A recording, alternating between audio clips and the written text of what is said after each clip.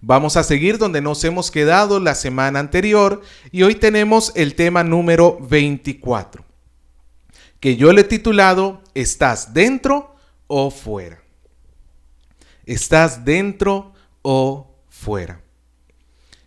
Hebreos capítulo 8, vamos a leer los versículos desde el 6 hasta el 13. La palabra de nuestro Señor dice así: pero ahora tanto mejor ministerio es el suyo, por cuanto es mediador de un mejor pacto, establecido sobre mejores promesas. Porque si aquel primero hubiera sido sin defecto, ciertamente no se hubiera procurado lugar para el segundo.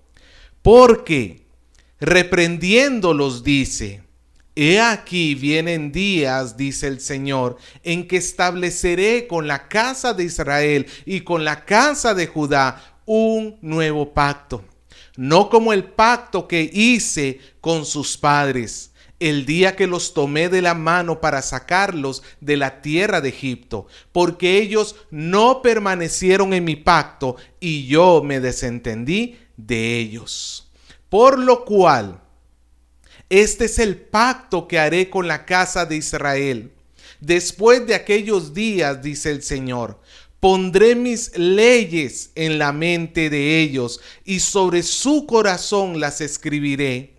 Y seré a ellos por Dios, y ellos me serán a mí por pueblo. Y ninguno enseñará a su prójimo, ni ninguno a su hermano diciendo: conoce al Señor, porque todos me conocerán, desde el menor hasta el mayor de ellos, porque seré propicio a sus injusticias, y nunca más me acordaré de sus pecados y de sus iniquidades. Al decir nuevo pacto, ha dado por viejo al primero, y lo que se da por viejo se envejece y está próximo a desaparecer. Bien, hermanos, esta es la porción que vamos a estar estudiando el día de hoy. Que el Señor bendiga su palabra. Normalmente, cuando un padre va a llevar a su hijo, a su hijita a un colegio, el padre no lo lleva al primer colegio que se le presenta por delante. ¿Qué hace un padre? Pues poco más y se vuelve un detective, ¿no es cierto? El papá tiene que investigar todo lo que pueda respecto al colegio donde va a llevar a su pequeño tesoro, ¿no es cierto? Va a entrar a internet y va a investigar en la página web del colegio y va a leer todo lo que pueda. Incluso va a hablar con otros padres que tengan a sus hijos en ese colegio para ver cómo funciona, qué cosas buenas tiene, qué cosas no buenas tiene. También va a ir a revisar las instalaciones y verificar que sean correctas, que sean seguras, que sean higiénicas, y también va a tratar de leer y de enterarse cuál es la metodología que tiene ese lugar de estudio y cuáles son los valores que como institución tienen. ¿Por qué un padre se toma todas estas molestias cuando va a llevar al colegio a un hijo suyo? ¿Sabe por qué? Porque el colegio es una de las cosas que más va a influenciar en el corazón del muchacho. Por eso es que el padre se cerciora que antes de que su hijo se ligue, se vincule a ese colegio, se asegura de que ese sea un lugar correcto.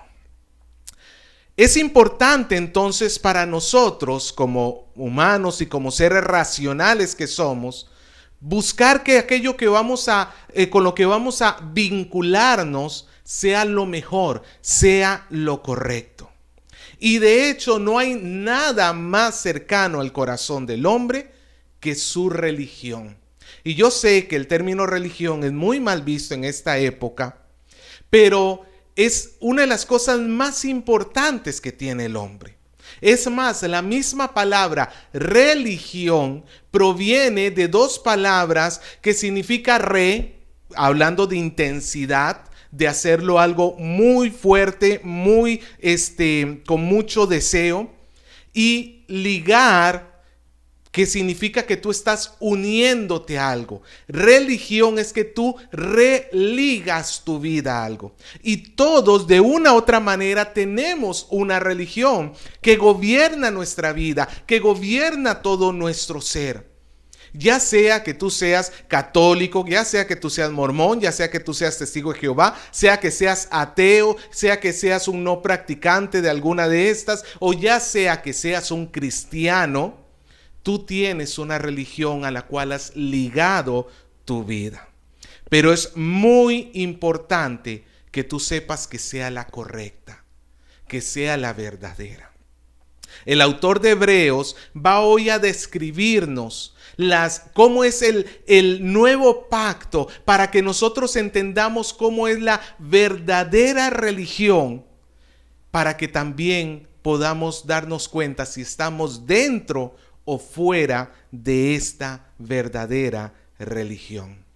Así que ese es el punto que vamos a estar tratando hoy. ¿Cómo es el nuevo pacto para que logres determinar si de verdad estás dentro o de repente pensabas que lo estabas, pero no tienes las señas de que el nuevo pacto obra en la vida de una persona? El mensaje yo lo he dividido en 3 partes. En la primera parte, los versículos 6 y 7, que vamos a hablar sobre cómo este es un mejor pacto. Los versículos del 8 al 12, que es la parte más extensa, que es una profecía tomada de Jeremías, donde vamos a ver las características del pacto. Y el versículo 13, donde vamos a ver cómo aquel antiguo pacto quedó en el olvido. Bien. Así que vamos a nuestro primer punto, un nuevo y mejor pacto. Un nuevo y mejor pacto. Vamos a leer los versículos 6 y 7 nuevamente. Dice la palabra de Dios. Pero ahora tanto mejor ministerio es el suyo por cuanto es mediador de un mejor pacto, establecido sobre mejores promesas. Porque si aquel primero hubiera sido sin defecto, ciertamente no se hubiera procurado lugar para el segundo. Recordemos que el autor a los Hebreos está tratando de persuadir a personas que han estado viviendo sujetos a la religión judía, al antiguo pacto, no solamente por toda su vida, sino por generaciones de generaciones de generaciones.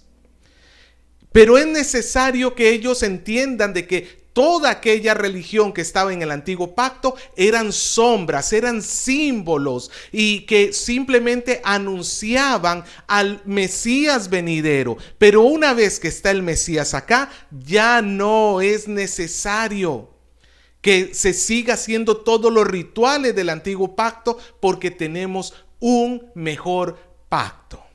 Y ahora, sí, el nuevo pacto es mejor, como vamos a ver dentro de un momento, al antiguo pacto, ¿cuánto más no será mejor a cualquier otra religión que pueda existir en este mundo? Porque las religiones de este mundo son los intentos humanos por tratar de llegar a Dios. Todas las religiones de este mundo básicamente se basan en haz esto para que puedas encontrar la redención de tu alma. Haz esto para que puedas ser feliz.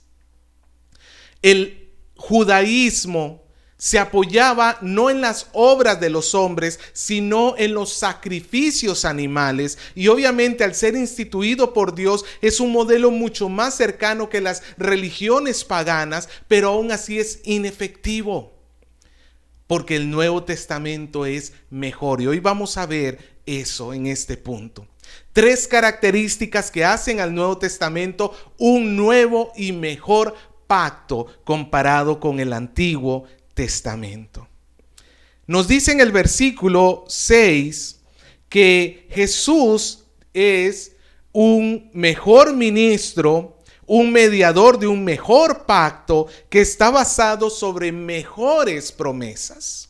Entonces tenemos ahí 3 características. Tenemos las promesas que en el nuevo pacto son mejores que en el antiguo. Tenemos a un mediador un mediador de un mejor pacto. Y tenemos a un mejor ministro. La relación directa de estas 3 cosas tienen que ver con el Antiguo Testamento, el pacto, las promesas, ¿no es cierto? Con Moisés, el mediador, y con Aarón, el ministro, el sacerdote, aquel que era el encargado de llevarte hacia Dios. ¿Cómo era el antiguo pacto? El antiguo pacto se estableció con Israel cuando el pueblo fue sacado de la tierra de Egipto y fue llevado rumbo a la tierra prometida. Fue establecido allí con este pueblo de Israel. Pero era un pacto débil y temporal. No porque Dios no pudiera cumplir su palabra. No porque Dios hubiera fracasado en establecer su vínculo con su pueblo especial, sino porque no era la forma definitiva que el Señor había escogido. Él estaba educando a su pueblo a través del antiguo pacto para que pudieran reconocer al Salvador cuando llegara. Como nos dice Gálatas, que la ley es nuestro ayo, nuestro tutor para llevarnos a Cristo. Un ayo era una persona que se encargaba de criar a un niño, para prepararlo para la vida, para llevarlo a ser un hombre.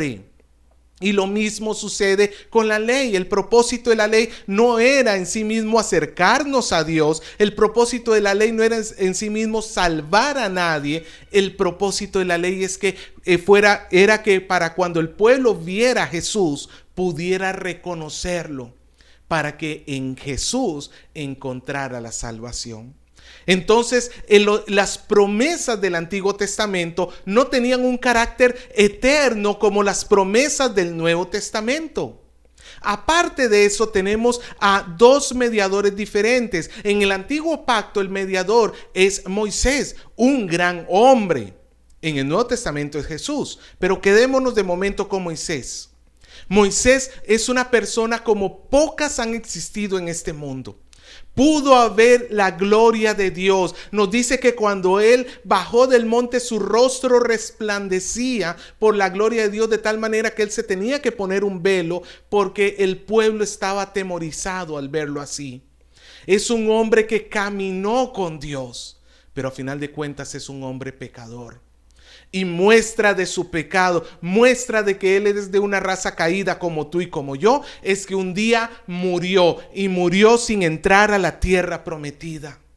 En cambio, Jesús es un mejor mediador que Moisés. En Jesús nosotros tenemos verdaderamente representado las dos partes del pacto, mientras que Moisés solamente podía representar al pueblo pecador, pero en nada podía representar a Dios porque Él es un ser caído. En Cristo Jesús sí encontramos la representación perfecta de las dos partes que conforman este pacto. Él es el ser humano perfecto y Él es el Dios completo. Él es completamente Dios y Él es el ser humano perfecto que no ha habido desde los días de Adán, antes de que Él perdiera su inocencia. Entonces tenemos a un mejor pacto basado en mejores promesas con un mejor mediador. Y por tanto eso nos lleva a tener un mejor ministro. El ministro del antiguo pacto era Aarón. Pero Aarón nuevamente era un ser pecador. Era una persona que antes de pedir perdón por ti, tenía que ir a pedir perdón por sí mismo. En cambio, nuestro Señor Jesucristo es verdaderamente el sumo sacerdote, perfecto y santo, sin mancha alguna.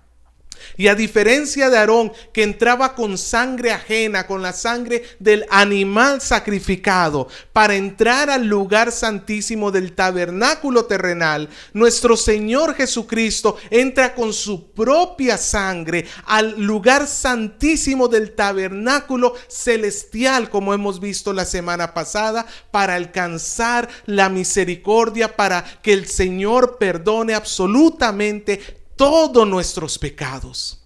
Así que, amado hermano, Cristo es la única forma en que el hombre puede llegar a entrar en un pacto con Dios, en que nosotros podemos llegar a tener una relación con Dios. Ni ninguna religión, ningún pensamiento humano puede llevarte a la presencia de Dios, porque solamente se ha establecido un camino, que es Cristo Jesús, solamente a través de Él. Entonces el autor está tratando de persuadir a sus lectores diciendo, pues entonces abandonen el antiguo pacto porque ahora tenemos uno mejor. Ahora la pregunta es, ¿y cómo sé yo que ya estoy en el nuevo pacto? ¿Cómo sé yo que ya he llegado a Cristo Jesús? Eso lo vamos a ver en nuestro segundo punto. Las características del nuevo pacto.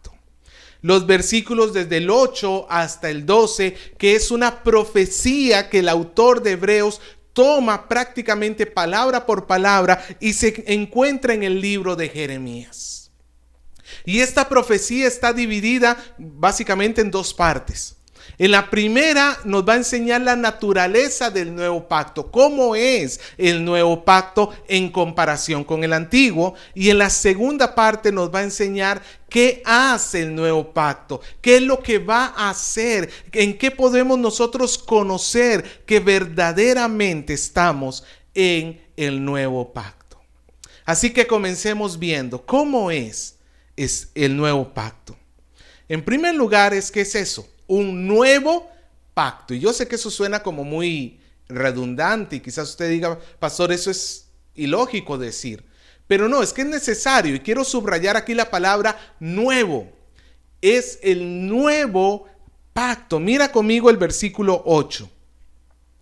Porque reprendiéndolos dice, he aquí vienen días, dice el Señor, en que estableceré con la casa de Israel y con la casa de Judá un nuevo pacto. Hermano, esto es muy importante. Dios no estaba remendando el antiguo pacto. Dios no le estaba haciendo mejoras al antiguo pacto. No estaba haciendo un antiguo pacto 2.0, donde se haya cambiado las cosas para ahora sí poderlos ajustar mejor a la realidad. No, lo que aquí nos está diciendo Jeremías, y que quiero que me entienda, esto fue escrito 6 siglos antes de que Jesús naciera. 600 años antes de que Jesús naciera, Jeremías, o mejor dicho, Dios anunció a través de su profeta Jeremías que vendrían días donde el Señor haría un nuevo pacto. Un nuevo pacto. Por tanto, los hebreos no podían pretender continuar manteniendo vivos las ceremonias, los rituales del Antiguo Testamento. Porque hacer eso era tratar de mantener vivo el antiguo pacto, y no es así. Cuando llega el nuevo pacto, el antiguo pacto muere. Y aquí quiero hacer 2 aclaraciones. Cuando hablo de que el antiguo pacto muere, no significa, como ya lo he dicho en otras ocasiones, de que el Antiguo Testamento no nos sirva para nada. No, el Antiguo Testamento es una gran porción de la Escritura, es más de la mitad de las Escrituras que Dios nos la ha dado, porque allí le conocemos a Él, allí escuchamos, ahí podemos conocer a nuestro Señor Jesucristo.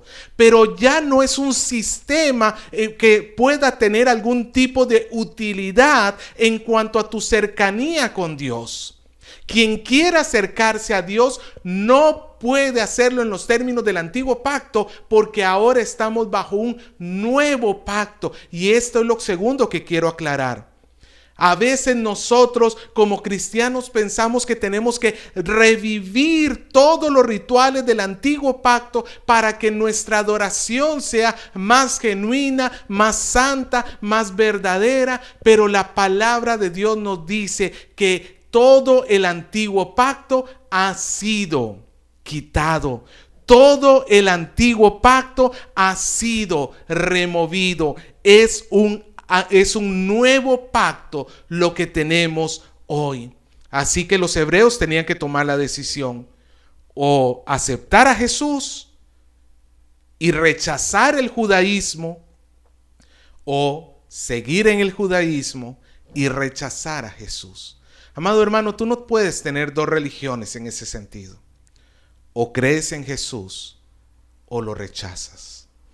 Alguien dijo que cuando estaba en momentos de dificultad se le comenzaba a clamar a Jesús, a Buda, a Krishna, por aquello que uno fallara, el otro le pudiera recibir. No, hermano, eso no puede funcionar de esa manera. Eso no puede funcionar así, porque si aceptas a Jesús, tienes que rechazar a todos los demás. Y si quieres conservar a alguno de ellos, automáticamente estás rechazando a Jesús. Porque es un nuevo pacto. La segunda característica de este pacto es que es eternamente vinculante. En otras palabras, que el vínculo que crea entre Dios y su pueblo no tiene fin, no es como el antiguo pacto. Mira el versículo número 9. No como el pacto que hice con sus padres el día que los tomé de la mano para sacarlos de la tierra de Egipto, porque ellos no permanecieron en mi pacto y yo me desentendí de ellos, dice el Señor. El antiguo pacto era un pacto incondicional en cuanto al establecimiento. Dios no le puso condiciones a Israel para que ellos entraran en el antiguo pacto, en el pacto que se hizo en el Sinaí. El pueblo de Israel fue escogido por Dios sin que Israel hiciera absolutamente nada para que entrara en esta relación con Dios. En ese sentido es incondicional. Pero el antiguo pacto es condicional en otro sentido. ¿En qué sentido? En que para poder disfrutar de las bendiciones de Dios, tenían que permanecer fieles a las leyes del antiguo pacto. Todos recordamos Deuteronomio 28, donde de un lado el pueblo de Dios se puso la mitad de un lado y la mitad del otro lado, y una parte comenzó a recitar las bendiciones que Dios iba a derramar sobre su pueblo si su pueblo se mantenía fiel a su pacto, mientras que la otra parte comenzó a recitar las maldiciones que Dios derramaría sobre su pueblo si su pueblo era infiel al pacto que se había establecido. Pues la palabra de Dios nos dice que Israel fue infiel. Israel no fue capaz de sostenerse en fidelidad a Dios. Y entonces eso provocó que en lugar que de disfrutar bendiciones de Dios, comenzaran a llegar maldiciones por parte de Dios. Eso es lo que dice el Señor acá. Ellos no permanecieron en mi pacto y yo me desentendí de ellos. Por la desobediencia del pueblo, Dios se tuvo que desentender de su pueblo. Y esta palabra desentender no significa que Dios los desechó del todo. No significa que Dios los abandonó del todo, porque Dios siempre guardó un remanente para él. Pero lo que significa es que Dios cesó de bendecirlos, cesó de entregarle las bendiciones que Él había prometido dar si ellos eran fieles, justamente por eso, porque ellos no fueron fieles, fueron infieles. Pues ahí queda entonces roto el vínculo entre Dios y su pueblo. Ahora, en el nuevo pacto tenemos un escenario completamente diferente, porque en el nuevo pacto Dios nuevamente promete bendiciones, pero esta vez las bendiciones no están basadas en el accionar del pueblo, no están basadas en la fidelidad de su iglesia. Las bendiciones de Dios están basadas en Cristo Jesús, en la obra de Cristo. Mira conmigo Efesios capítulo 1, versículo 3, el versículo que leímos al inicio de este servicio. La palabra de Dios nos dice: bendito sea el Dios y Padre de nuestro Señor Jesucristo, que nos bendijo con toda bendición espiritual en los lugares celestiales en Cristo. Nosotros, los creyentes del nuevo pacto, no estamos en la misma condición que los del antiguo pacto, que ellos dependía de ellos el recibir bendición o maldición. Porque el Nuevo Testamento nos declara ampliamente y con toda claridad que Dios ha quitado nuestras maldiciones en el madero. El Señor ha cargado con todas esas maldiciones que tú y yo merecíamos por nuestros pecados. Y en lugar de eso, como nos dice en Efesios 1, el Señor nos ha bendecido con toda bendición espiritual en Cristo Jesús. Así que nosotros en el nuevo pacto ya tenemos todas las bendiciones que podemos tener y no dependen de ti, no dependen de tus obras, no dependen de lo que tú hagas, porque dependen de Cristo Jesús, de su obra redentora, de su obra en la cruz. La única forma que el Padre cambiara nuestras bendiciones por maldiciones sería si Jesús fuera infiel a Él, cosa que es imposible. Por tanto, las bendiciones del pueblo de Dios están seguras. Ahora, pero tú de repente me dirás, pero pastor, ¿y qué pasa con esos cristianos que comienzan a hacer pecado? ¿Qué pasa con un cristiano que comienza a caminar en pecado? Bueno, si es verdaderamente cristiano, porque ahí ya comienza a haber tela de duda, pero si es verdaderamente cristiano, no es que por su pecado Dios lo maldice, porque Dios no es hombre para que mienta, ni hijo de hombre para que se arrepienta. Dios no va a estar dándote bendiciones porque te portas bien y luego maldiciones porque te portas mal, porque Él ya prometió las bendiciones para su pueblo. Pero lo que sí va a recibir esa persona, si de verdad es cristiana, es la disciplina de Dios. Que, ojo, no es lo mismo que la maldición de Dios. No es lo mismo ser disciplinado por su mano, aunque ciertamente puede llegar a ser un castigo muy duro y muy doloroso, pero es un castigo inspirado en el amor que tiene por fin que esa persona sea restaurada y entienda que el pecado le lleva al dolor y regrese al rebaño del Señor. Es un castigo, como nos va a decir el capítulo 12 de Hebreos, que Dios lo hace para que podamos dar buen fruto. Pero en cambio, si nosotros pensamos que por nuestro pecado ya nos está cayendo la maldición del Señor, es como que estemos negando que Cristo fue suficiente para sostener nuestras bendiciones. Es que, hermano, Cristo es suficiente. Tú no tienes por qué tener temor, porque en Cristo tus bendiciones están seguras, están aseguradas. Así que ya hemos visto dos características del nuevo pacto. ¿Cómo es el nuevo pacto? Es nuevo y es eternamente vinculante. Ahora vamos a ver cómo el nuevo pacto cambia el corazón. Cómo el nuevo pacto transforma el corazón de la persona para hacerlo diferente, para cambiar su interior. Bien, parece que la diapositiva no me va a ayudar, pero le pido por favor que mire conmigo el versículo 10. Dice: por lo cual este es el pacto que haré con la casa de Israel después de aquellos días, dice el Señor.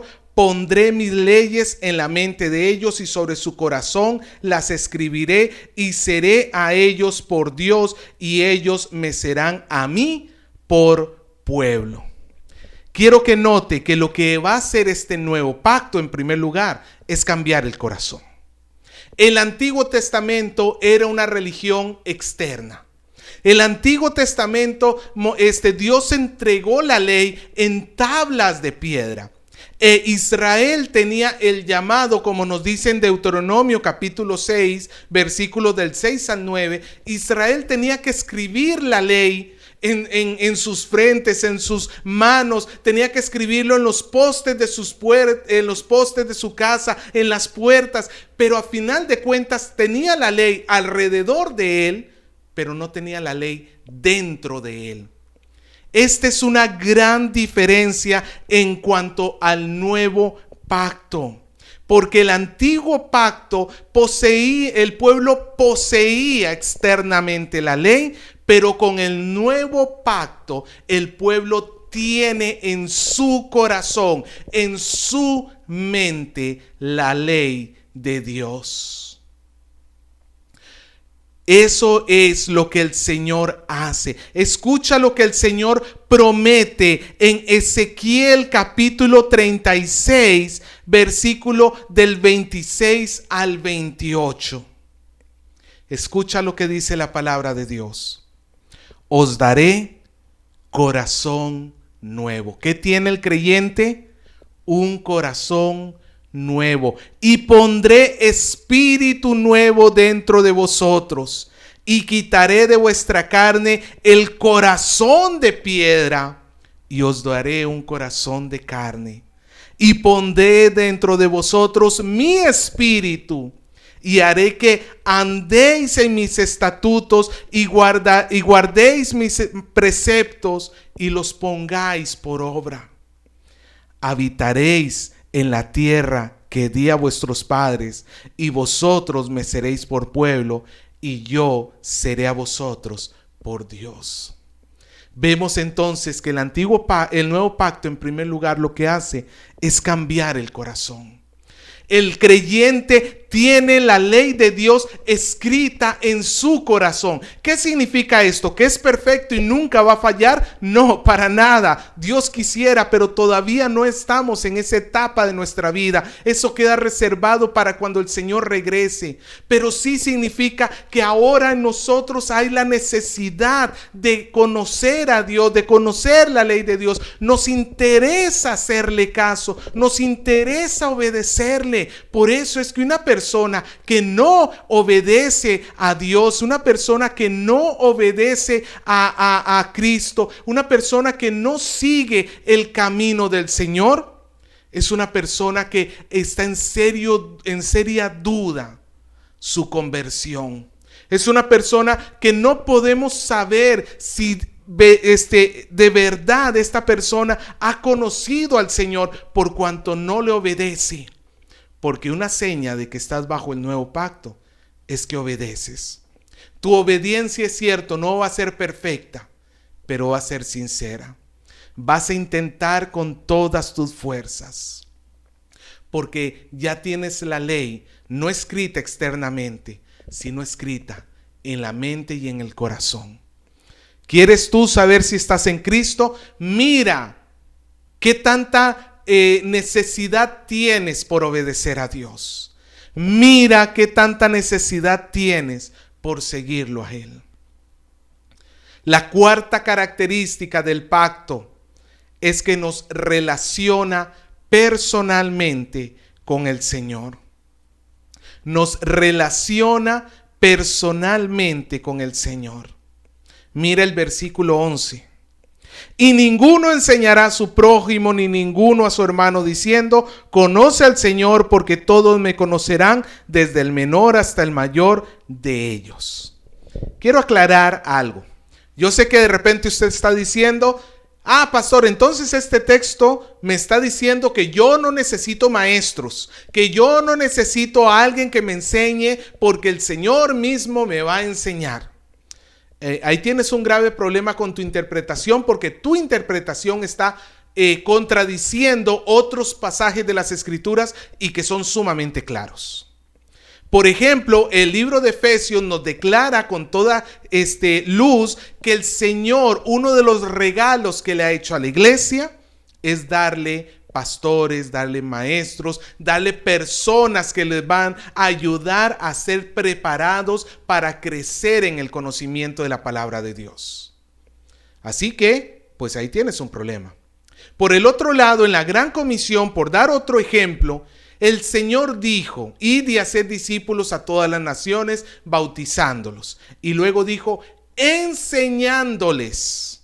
Así que quien nos mandó a enseñar es el mismo Señor Jesús. Así que este texto no puede estar diciendo que el cristiano ya no necesita un maestro porque el mismo Dios me va a enseñar. Hay personas que no van a una iglesia y se aferran a este texto diciendo, pero Dios ha prometido que Él me va a enseñar. No, eso no es lo que está diciendo acá. No está diciendo que tú no necesites maestros porque Dios ha dado maestros. Lo que nos está diciendo este texto es que todo aquel que llegue a conocer al Señor no lo está conociendo porque en sí mismo otro lo haya traído a Él, sino porque Él mismo se ha dado a conocer. En otras palabras, te lo pongo de esta manera. Cuando tú estás evangelizando a alguien, cuando tú le estás compartiendo de Cristo a alguien, a nosotros nos da la impresión de que nosotros estamos llevando a esa persona a Dios. Y en cierta manera, pues sí, es más o menos lo que podemos entender que sucede. Pero lo que quiere resaltar este texto es que no, en sí mismo, no es que tú estás llevando a esa persona a Dios, es que Dios se está acercando a esa persona a través de ti. Esa persona va a llegar a conocer a Dios, pero no en sí mismo por ti, sino porque Él se está dando a conocer de manera personal. Dios se relaciona personalmente con su pueblo. Todos nosotros conocemos a Dios y tenemos acceso a Dios porque es el mismo Dios que nos ha traído a Él. Obviamente utilizando a personas de su iglesia que fueron los que te hablaron de Cristo en algún momento de tu vida, como Dios quiere utilizarte para acercarse Él a otras personas que no le conocen. Pero a final de cuentas no eres tú. A final de cuentas es Dios. No es necesario. Nadie puede decirle a alguien, ven, yo te llevo a Dios, porque es Dios el que se acerca. Y esto no es para una élite, no es para un grupo pequeño, no es para unas pocas personas iluminadas. Es para todos, desde el más pequeño hasta el mayor de ellos. En el nuevo pacto, en cuanto al acceso a Dios, no hay jerarquías. Algunas veces he escuchado personas que dicen, pastor, ore por mí, porque Dios a usted sí lo escucha. La única forma que Dios no te escucha a ti, al igual que a mí, es si tú no estás en el nuevo pacto. Pero si tú estás en el nuevo pacto, no importa si apenas tienes 2 segundos de convertido, ya tienes el mismo acceso que el cristiano más consagrado que existe en este mundo. Porque Dios se revela de una manera personal, por igual, desde el mayor hasta el menor. Así que una característica del nuevo pacto es que tú vas a querer relacionarte con Dios. Tú vas a querer conocer a Dios en oración, en búsqueda de Él, compartiendo con la iglesia, estudiando las escrituras, no solamente de manera individual, sino también de manera congregacional. Porque si tú piensas que solamente yo me necesito para poder estudiar, estás muy equivocado. Estás olvidando el regalo que Dios ha dado de la iglesia, que es los maestros. Y en quinto lugar, vamos a ver que el nuevo pacto perdona, que es la tercera característica de lo que hace el pacto. Perdona completamente. Mira el versículo 12. Porque seré propicio a sus injusticias y nunca más me acordaré de sus pecados y de sus iniquidades. Otra gran diferencia con el Antiguo Testamento. El Antiguo Testamento solamente podía cubrir el pecado, podía taparlo, pero no lo eliminaba. Cuando un animal era sacrificado y esa sangre era rociada en el tabernáculo, el pecado de la persona simplemente era como puesto oculto, pero no era quitado. Solamente en Cristo Jesús nosotros encontramos el perdón absoluto y completo de todos nuestros pecados. Como dice Romanos capítulo 3 versículo 25, a quien Dios puso como propiciación por medio de su sangre, por medio de la fe en su sangre, para manifestar su justicia a causa de haber pasado por alto en su paciencia los pecados pasados. Propiciación aquí significa misericordioso. Dios fue misericordioso por nosotros. Dice en el versículo 12, yo seré propicio a sus injusticias. Yo seré misericordioso a sus injusticias. Dios no niega que nosotros hemos pecado, pero Él ha encontrado la forma de seguir siendo santo y perfecto y perdonarnos a la vez. Y lo ha hecho al entregar a su Hijo para perdonar nuestros pecados. Así que en Cristo Jesús nosotros somos absolutamente perdonados. Así que aquí tenemos las 5 características del nuevo pacto. Es un nuevo pacto. Es un pacto eternamente vinculante. Es un pacto que cambia el corazón. Es un pacto que te relaciona con Dios. Y es un pacto que trae un perdón completo, absoluto a ti. Así que, amado hermano, tú que me escuchas, puedes darte cuenta si de verdad estás en el nuevo pacto al ver si tienes estas evidencias en tu vida. Porque hay un punto más que tenemos en el versículo 13. Y es que en el versículo 13 se nos anuncia el descarte del antiguo pacto. Mira lo que dice. Y al decir nuevo pacto ha dado por viejo al primero. Y lo que se da por viejo y se envejece está próximo a desaparecer. El antiguo pacto fue profetizado de que estaba por vencerse. Es como cuando tú ves en un producto la fecha de caducidad. Es lo que Jeremías estaba haciendo. Cuando él anunció de un pacto nuevo que venía, entonces estaba implícitamente anunciando que el pacto actual tenía una fecha de vencimiento. Implica necesariamente esto.